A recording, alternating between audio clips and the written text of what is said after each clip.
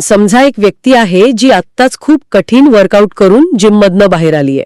अगदी नेहमीचं चित्र आहे हे. हो ना.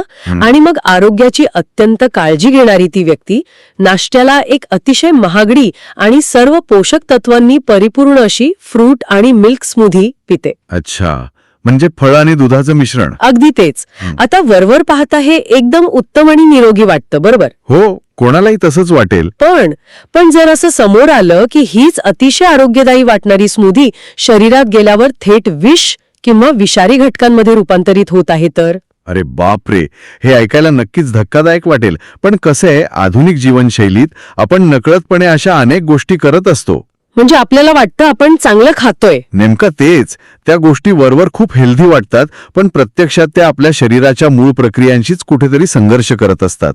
आणि म्हणूनच आजची आपली ही जी सखोल चर्चा आहे ती केवळ कॅलरीज मोजण्याबद्दल किंवा इंटरनेटवर रोज नव्याने येणाऱ्या एखाद्या फॅट डाएट बद्दल नाहीये. अगदी बरोबर. आज आपण एका अशा विषयात शिरत आहोत जिथे प्राचीन शहाणपण आणि आधुनिक पोषणशास्त्र यांचा एक अत्यंत रंजक दृष्टिकोन आपल्याला पाहायला मिळतो. हो, आणि याचा आधार खूप भक्कम आहे. नक्कीच. आजच्या आपल्या चर्चेचा मुख्य स्रोत आहे the alchemy of Jatharagni, Ayurvedic wisdom for modern nutrition. Isha life सायन्सेसच्या या अभ्यासपूर्ण स्रोतांमध्ये एक अतिशय वेगळा आणि विचार करायला लावणारं फ्रेमवर्क मांडला आहे. हो, आणि आजकाल आपण बघतोय की लोक माहितीच्या अतिरेकात जगत आहेत. म्हणजे इन्फॉर्मेशन ओव्हरलोड. अगदी. दररोज आहाराबद्दल एक नवीन संशोधन समोर येतं. काल जे चांगलं होतं ते आज वाईट ठरतं. हो ना. कधी म्हणतात फॅट्स खा, कधी म्हणतात नका खाऊ. बरोबर. पण या स्रोतांचं मुख्य उद्दिष्ट हे समजून घेणं आहे की आपण काय खातो आणि कधी खातो यापेक्षा ही एक मोठी आणि महत्वाची गोष्ट आहे. कशी काम करते या यंत्रणेला समजून घेतल्यावरच खऱ्या अर्थाने आपण माहितीच्या या गोंधळातून बाहेर पडू शकतो. म्हणजे वेल इन्फॉर्म्ड होऊ शकतो. अगदी नेमकं. चला तर मग थेट याच्या मुळाशी जाऊया. या स्रोतांमध्ये म्हणजे मी जेव्हा वाचत होते तेव्हा एक अत्यंत ठळक विधान त्यात केलेलं दिसलं. कोणतं विधान? ते म्हणतात की सर्व आजारांचं मूळ हे मंदावलेला अग्नी म्हणजेच आपली पचनशक्ती आहे. आयुर्वेदाचा हा खूप मोठा पाया आहे. हो. आणि या संकल्पनेनुसार जर हा जठराग्नी प्रबळ असेल तर आपण जे काही खातो त्याचं रूपांतर रस मध्ये होते. रस म्हणजे शरीराला मिळणारी सर्व आवश्यक पोषक तत्व. बरोबर. पण जर हा अग्नी मंद असेल तर आपण खाल्लेल्या अन्नाचं पचन न होता त्याचं रूपांतर आम मध्ये होते. आणि आम म्हणजे थोडक्यात सांगायचं तर शरीरात साचणारे विषारी घटक किंवा टॉक्सिन्स. अच्छा, म्हणजे अन्न पचलं नाही की त्याचं विष बनतं. हो, पण इथे एक गोष्ट स्पष्ट करणं गरजेचं आहे. अग्नी ही केवळ एक जुनी उपमा नाहीये. म्हणजे बेरूपीत नाहीये फक्त. अजिबात नाही.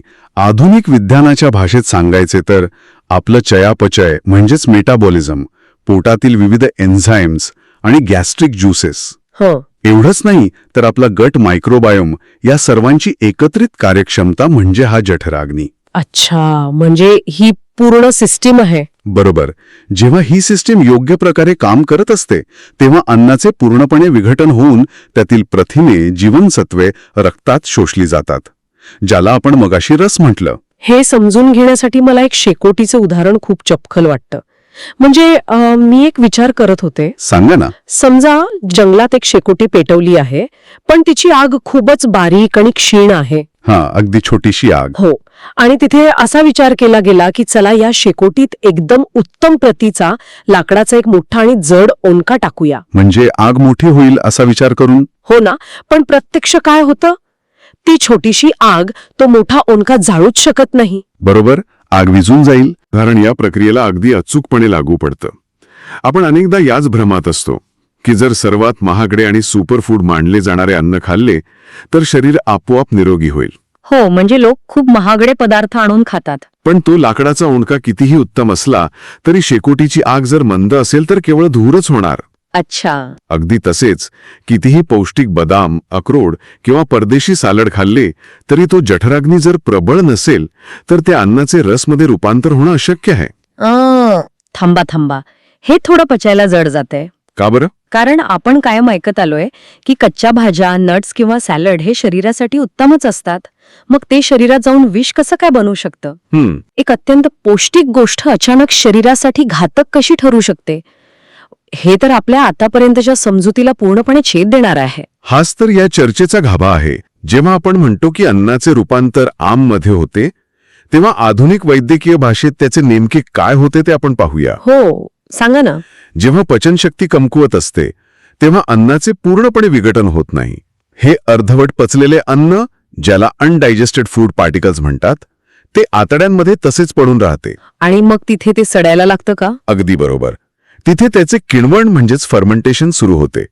या प्रक्रियेतून जे उपउत्पादन किंवा बाय प्रॉडक्ट तयार होते त्याला शरीर एक परका घटक मानते. म्हणजे शरीराला वाटतं की बाहेरून काहीतरी धोका आलाय. नेमकं. आणि यामुळे शरीराची रोगप्रतिकारक शक्ती सक्रिय होते आणि संपूर्ण शरीरात इन्फ्लेमेशन किंवा सूज निर्माण होते. अरे बापरे. हे चिकट स्वरूपाचे विषारी घटक रक्तप्रवाहातून प्रवास करतात आणि सांध्यांमध्ये, त्वचेखाली किंवा रक्तवाहिन्यांमध्ये साचून राहतात. अच्छा, म्हणजे यामुळेच मग सांधेदुखी किंवा ॲलर्जीज होते का? हो, सांधेदुखी, ॲलर्जीज आणि अगदी हृदयविकारांसारख्या गंभीर समस्याही याच इन्फॉर्मेशनमुळे उद्भवतात. म्हणजे थोडक्यात आपण गाडीत हाय ऑक्टेन पेट्रोल टाकतोय, पण इंजिनची स्पार्क प्लगच खराब असेल तर ते पेट्रोल जळण्याऐवजी फक्त धूर आणि कार्बन निर्माण करणार. हो, अगदी अचूक उपमा दिलीत तुम्ही. हे खरोखरच विचार करायला लावणार आहे. मग आता पुढचा नैसर्गिक प्रश्न मला असा पडतो की हा जठराग्नी प्रबळ ठेवायचा कसा? म्हणजे दिवसाची सुरुवात कशी करावी? कारण आपण नेहमी ऐकतो की सकाळचा नाश्ता हा दिवसातील सर्वात महत्वाचा आहार असतो. त्या अग्नीमध्ये पहिली आहुती कोणती असावी? ईशा लाईफ सायन्सेसच्या या स्रोतांमध्ये यावर खूप सखोल मार्गदर्शन केलेलं आहे. काय म्हणतात ते? आणि चांगल्या फॅट्सचे अत्यंत अचूक संतुलन असेल. म्हणजे फायबर, प्रोटीन आणि फॅट्स. हो, पण इथे घटकांपेक्षाही अन्नाचे स्वरूप कसे असावे यावर अधिक भर दिला गेला आहे. स्वरूप म्हणजे? आयुर्वेद सांगतं की कोरडे अन्न खाण्यापेक्षा स्निग्ध अन्न पचनास अधिक सोपे आणि फायदेशीर असते. स्निग्ध म्हणजे ज्यामध्ये तेल किंवा तूप आहे असं? हो, ज्यामध्ये साजूक तूप किंवा चांगल्या तेलाचा योग्य प्रमाणात वापर केलेला आहे. पण इथेच तर मोठा विरोधाभास आहे ना. कसं काय? आजकाल जर आपण पाहिलं तर सर्वत्र फॅट फ्री आहाराची लाट आलेली दिसते. ते तर आहे. वजन कमी करायचे असेल किंवा निरोगी राहायचं असेल तर अन्नातील सर्व तेल तूप काढून टाकण्याचा सल्ला दिला जातो. लोक कोरडे टोस्ट, तेल न घातलेले सॅलड्स आणि फॅट फ्री दूध पितात. बरोबर. लोक तर फॅट्सला आपला सर्वात मोठा शत्रू मानतात. मग हा आधुनिक दृष्टिकोन आणि हे स्निग्धतेचं तत्व एकमेकांच्या अगदी विरुद्ध नाहीये का? नक्कीच विरुद्ध आहे. आणि म्हणूनच आजकाल पोटाचे विकार एवढे वाढले आहेत. अच्छा. हो, जर आपण यामागचे जैविक कारण समजून घेतले तर फॅट्सचे खरे महत्त्व लक्षात येईल. काय कारण आहे? फॅट्स हे शरीरासाठी शत्रू नाहीत, तर ते अत्यंत महत्त्वाचे वाहक म्हणजेच कॅरियर्स आहेत. कॅरियर्स म्हणजे ते काहीतरी वाहून नेतात. अगदी. आपल्या शरीराला आणि मेंदूला अनेक जीवनसत्वांची गरज असते. उदाहरणार्थ vitamin A, vitamin D, E आणि के. ही सर्व जीवनसत्वे फॅट सॉल्युबल आहेत. म्हणजे ती रक्तात मिसळण्यासाठी फॅट्सची गरज असते. बरोबर? अगदी बरोबर. याचा अर्थ असा की ही जीवनसत्वे रक्तात आणि शरीराच्या पेशींपर्यंत पोहोचण्यासाठी त्यांना फॅट्सच्या माध्यमाची नितांत आवश्यकता असते. एक उदाहरण देऊन सांगाल का? नक्कीच. समजा एखाद्या व्यक्तीने खूप सारे गाजर किंवा पालेभाज्या खाल्ल्या, ज्यातून भरपूर व्हिटॅमिन ए मिळतं. हो, पण जर त्या व्यक्तीच्या आहारात चांगल्या फॅटचा म्हणजेच तूप किंवा तेलाचा पूर्णपणे अभाव असेल तर ते व्हिटॅमिन ए शरीरात शोषले जात नाही. खरंच? हो, ते तसंच्या तसं शरीराबाहेर फेकून दिले जाते. अरे बापरे. म्हणजे आपण पाईपलाईनच बंद ठेवून पाण्याची टाकी भरण्याचा प्रयत्न करत आहोत. बरोबर. पाणी तर खूप आहे, पण ती जिथे पोहोचायला हवं तिथे पोहोचतच नाहीये. अतिशय समर्पक उपमा. आणि दुसरी अत्यंत महत्वाची गोष्ट म्हणजे कोरड्या अन्नाचा पचनसंस्थेवर होणारा यांत्रिक परिणाम. यांत्रिक परिणाम म्हणजे मेकॅनिकल इम्पॅक्ट. हो, जेव्हा आपण सातत्याने कोरडे, फॅट फ्री अन्न खातो तेव्हा आपल्या पचनसंस्थेला ते अन्न पुढे ढकलण्यासाठी आणि पचवण्यासाठी प्रचंड मेहनत करावी लागते. अच्छा, म्हणजे आतड्यांना जास्त जोर लावावा लागतो. बरोबर. पचनसंस्थेच्या आतील मार्गात एक प्रकारचा कोरडेपणा आणि घर्षण निर्माण होते. फ्रिक्शन. हो, आतड्यांची हालचाल मंदावते. यामुळे आयुर्वेदानुसार शरीरातील वातदोष वाढतो. या उलट जेव्हा अन्नात योग्य प्रमाणात स्निग्धता असते तेव्हा आतड्यांना एक प्रकारचे वंगण किंवा ल्युब्रिकेशन मिळते. म्हणजे गाडीच्या इंजिनला ऑइल दिल्यासारखं. नेमकं तेच. जठराग्नीला ते अन्न पचवणं सोपे जाते आणि आतड्यांची हालचाल सुरळीत होते. त्यामुळे तूप किंवा चांगल्या फॅटचा योग्य वापर हा शरीरासाठी अत्यंत आवश्यक आहे. हे खूपच तर्कशुद्ध वाटतंय. म्हणजे योग्य इंधन आणि ते वाहून नेणारी योग्य पाईपलाईन दोन्ही महत्वाचे आहेत. होय. पण मगाशी आपण ज्या स्मूदीच्या उदाहरणाने सुरुवात केली होती ना, तिकडे मला पुन्हा यायचंय. हो, तो मुद्दा राहिलाच आपला. समजा सर्व गोष्टी बरोबर आहेत, आपण 2 अत्यंत पौष्टिक आणि योग्य पदार्थ निवडले आहेत. हो. पण जर ते चुकीच्या पद्धतीने एकत्र केले तर नेमके काय होते? याच संकल्पनेला आयुर्वेदात विरुद्ध आहार असे म्हटले जाते. विरुद्ध आहार. हो. 2 परस्पर विरोधी गुणधर्म, तापमान किंवा पचनाची वेळ असलेले पदार्थ एकत्र खाणं नेहमी टाळले पाहिजे. याचे सर्वात मोठे आणि आपल्या रोजच्या जीवनातील सामान्य उदाहरण म्हणजे दूध आणि फळे एकत्र खाणे. अच्छा. जेव्हा हे 2 पदार्थ एकत्र येतात तेव्हा ते शरीरात थेट तेच आम किंवा विषारी तत्वे निर्माण करतात, ज्याबद्दल आपण मगाशी बोलत होतो. पण का? म्हणजे न्यूट्रिशनिस्ट्स तर नेहमी सांगतात की फळं खाणं चांगलं आहे आणि दूध पिणंही चांगलं आहे. हो, ते चांगलंच आहे. मग 2 चांगल्या गोष्टी एकत्र आल्यावर त्या वाईट कशा होऊ शकतात? आधुनिक काळात फ्रूट आणि मिल्क स्मूदीज अत्यंत हेल्दी मानल्या जातात. मला माहिती आहे, हे खूप लोकप्रिय झाले आहे आता. जिममधून आल्यावर किंवा सकाळच्या घाईत लोक सफरचंद, केळी, बेरीज आणि दूध एकत्र मिक्सरमध्ये फिरवतात. जर दोन्ही गोष्टी वेगळ्या पाहिल्या तर चांगल्याच आहेत, मग एकत्र आल्यावर शरीरात असा कोणता स्फोट होतो? हा खूप महत्वाचा प्रश्न आहे आणि याचं उत्तर त्यांच्या रासायनिक आणि एन्झायमॅटिक गुणधर्मांमध्ये दडलेलं आहे. कसं काय? वैयक्तिकरित्या विचार केला तर दूध हे पूर्णान्न मानले जाते आणि फळे ही जीवनसत्वे व अँटीऑक्सिडंट्सनी परिपूर्ण असतात. बरोबर. पण इथे पचनाच्या प्रक्रियेतही मोठा फरक समजून घ्यायला हवा. दुधाला पचनासाठी पोटातील गॅस्ट्रिक ज्युसेस आणि विशिष्ट एन्झाईम्सची एक ठराविक प्रक्रिया लागते. दुधाचे पचन संथ गतीने होते. याउलट फळे अत्यंत वेगाने पचतात.